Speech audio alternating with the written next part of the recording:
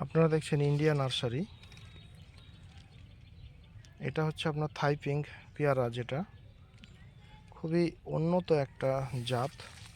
এটা 12 মাসি জাত, কমার্শিয়ালি চাষ করার জন্য একদম উপযুক্ত জাত একটা। এতে দেখছেন বড় সাইজ আছে, মিডিয়াম আছে, ফুল জালি গুটি, পুরো 12 মাসি একটা জাত। এগুলো চারা বাঁধা আছে, তারপরেও কিন্তু এত ফলনের শেকড় চলে এসছে, দেখতে পাচ্ছেন।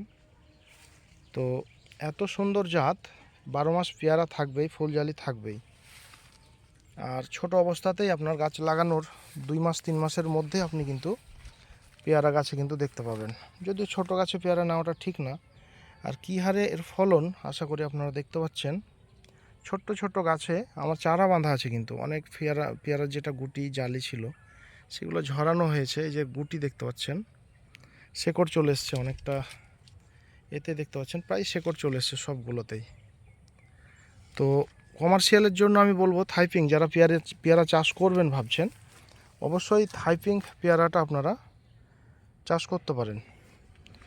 অনেকে অনেক ধরনের হয়তো বলে থাকেন গোল্ডেন এইট পেয়ারার জাতটা অবশ্যই ভালো একটা জাত, কিন্তু যারা থাইপিং হয়তো দেখেননি তারা হয়তো ভাবছেন যে গোল্ডেন এইটটাই হয়তো টপ একটা ভ্যারাইটি, কিন্তু না।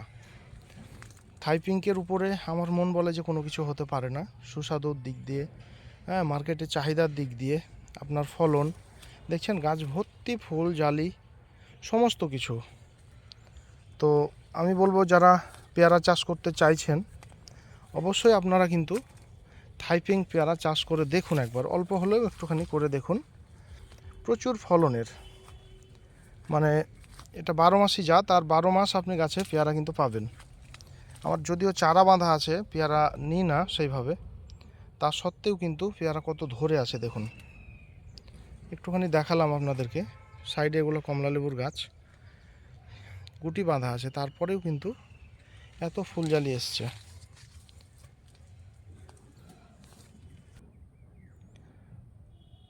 অবশ্যই কমার্শিয়ালি যারা চাষ করবেন, এই থাইপিং পেয়ারা আপনারা চাষ করুন। আশা করছি আপনারা লাভবান হবেন। প্রচুর ফলন আর প্রচুর এর ধরাট, আর সুস্বাদুর দিক দিয়ে প্রচুর চাহিদা মার্কেটে। এর সাইজ অনেকটাই বড় হবে, দেখতে পাচ্ছেন। আমরা স্প্রে করিনি যদিও, এই দেখুন এখানে কিছু মাল হয়তো বড় আছে, কিছু নষ্ট হয়ে গেছে। এত মিষ্টি, আপনার প্রচুর মিষ্টি, সাইজ দুর্দান্ত। এই দেখুন সাইজ, যদিও ওগুলো নষ্ট হয়ে গেছে কিছুটা, স্প্রে করা হয়নি, মানে আমরা ফলের জন্য এটা, মানে গুটি বাঁধার জন্য ফল নিইনি, তো তাই স্প্রেও করিনি। সাইডে আমাদের কাঁঠালের মাদার গাছ। এ হচ্ছে পেয়ারা। আপনারা অবশ্যই কমার্শিয়ালি একটা ভ্যারাইটি হিসাবে থাইপিং পেয়ারা চাষ করতে পারবেন, খুব ভালো একটা জাত। ওকে, ভালো থাকবেন সবাই।